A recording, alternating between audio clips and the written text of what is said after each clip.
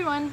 Today we are in my backyard to talk about squirrels, something that pretty positive you've seen before.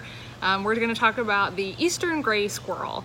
I'm really fortunate to have this beautiful live oak tree in my backyard, which houses many squirrels. We see them all the time. We really like watching them, and it made me curious to learn a little bit more about them, so I'm here to share what I've learned with you. Gray squirrels are, of course, rodents. They are related to flying squirrels. There's a few other species of squirrels, but they're also related to groundhogs and prairie dogs.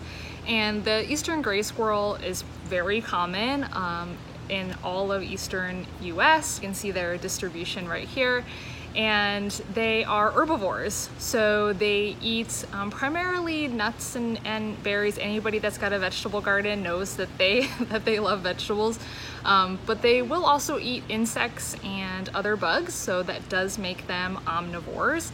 They have two incisors, which are the teeth in the front, that continuously grow their entire lives. And so that's because they're, obviously always snacking on nuts and other things. And so they are always wearing their teeth down, but then they have more, flat molar-like teeth in the back. So squirrels are omnivores, and of course they're maybe most famous for storing nuts for the winter. So here in Florida, we don't get snow cover, but it does get chilly, and oaks and other trees do drop acorns at certain times of the year. So it is important for the squirrels to continue to store nuts. And this actually makes them a key animal in ecosystems as far as forest development goes. Squirrels have really good spatial memory and really good sense of smell, so they remember where they hide their seeds and nuts, but they don't always remember where every single one is hidden. And so that means that they accidentally plant new trees for future generations. And so they are forest builders.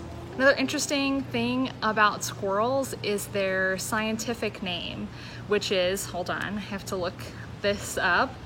It is Sciurus carolinensis. Sciurus carolinensis. Easy for me to say. Sciurus carolinensis. Sciurus actually comes from two Greek words meaning shade and tail. This is because squirrels will often kind of wrap their tail up behind their back and shade themselves with it. And of course here in Florida, all the shade we can get, the better. You can see my little companion over there laying in the shade right now. And so, yeah, tails are incredibly important for squirrels. They not only act as a counterbalance when they are climbing trees, but they also use their tails to communicate with each other and to shade themselves. Something else that's really cool about squirrels in terms of their physical appearance is they exhibit something called counter shading. We actually see this a lot in the animal kingdom, and counter shading is when an animal's color is darker on their back and lighter on the surface. And this is a type of camouflage. So if a predator, let's say a bird of prey, some kind of hawk, is flying above and they see a squirrel, from, looking down, that dark back is going to blend into the ground much better than their white stomach.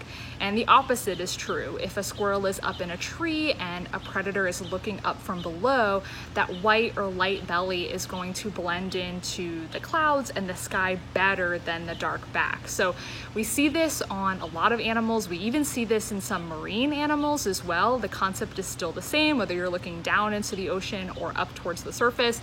So counter shading is a really interesting camouflage. So we've all seen squirrels, but I would also bet that you've also heard squirrels. You may not have known they were squirrels, but they chatter all the time. And so if you've ever taken a walk in a park, or if you have trees in your backyard like I do, you've definitely heard squirrels, and they sound like this.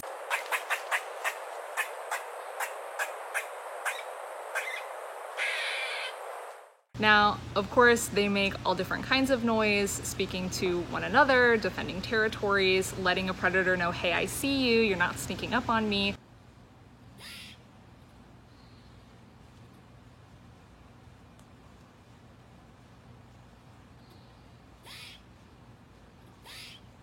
So speaking of predators, squirrels have a lot of predators. They are preyed upon by birds of prey, raccoons, even domestic animals, dogs and cats will often prey on squirrels. One of the things that we noticed, at least here in our backyard, is it seems like the squirrels are more active during the day when there's a slight drizzle. Typically, squirrels are most active in the early morning or in the late evening, but we've noticed that they're active midday when it's, raining lightly.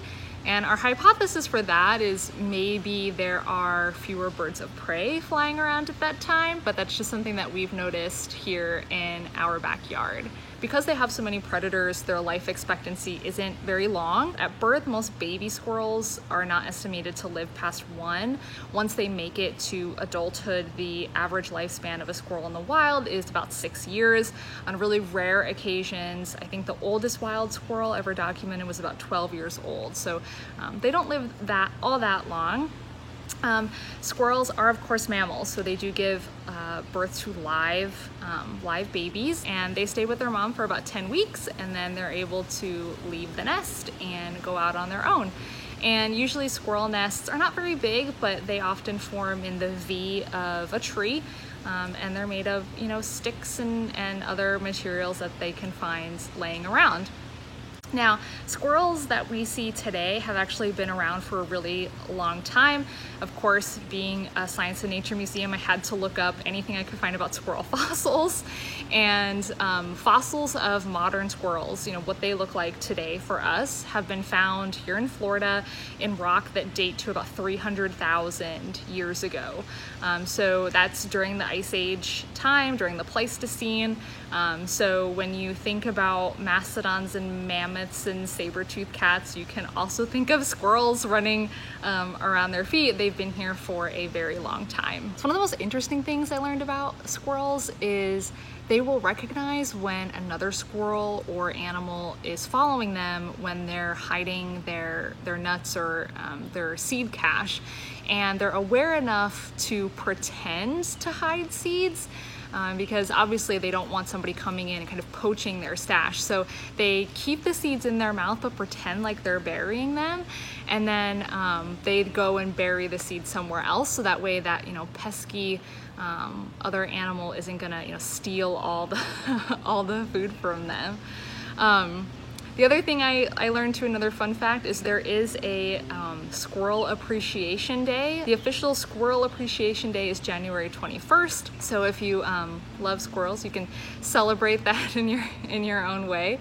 So squirrels are something that we enjoy watching in our backyard, and I'm interested to know, what do you like watching in your backyard?